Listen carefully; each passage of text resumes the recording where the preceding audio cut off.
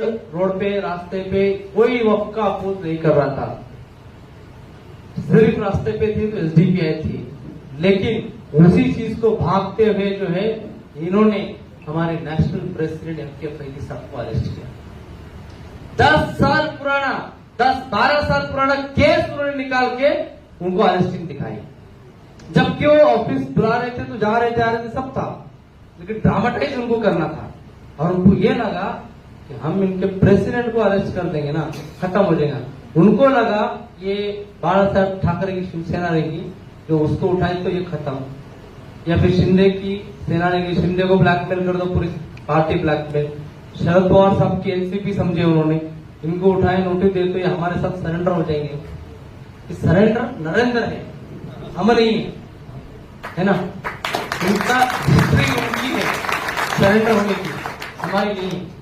उल्टा उस वक्त में जब ईडी ने उठाया था, जब लेके जा रहे थे तो हमारे प्रेसिडेंट मुस्कुरा के जा रहे थे कि आज हमको अपॉर्चुनिटी मिली है एक डेस्टिनेशन के लिए।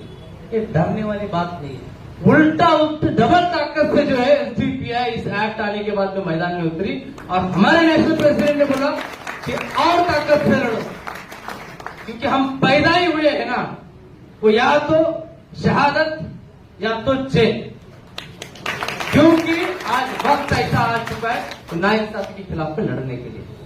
तो ये स्पिरिट के साथ जो है हम लोग इस वक्त एक्ट की मुखालफत कर रहे हैं। उसके बाद में से नेशनल लेवल पे पर्सनल लॉ बोर्ड के साथ में एसडीपीआई अलग से आंदोलन नहीं करेगी। पर्सनल लॉ बोर्ड का जहां जहां पे ये प्रोग्राम होगा वहां पे एसडीपीआई पुरजोर तरीके से ताउन करके उनके साथ में इंशाल्लाह पर्सनल लॉ बोर्ड के साथ में कंधे से कंधे मिला के इसकी लड़ाई लड़ेंगे।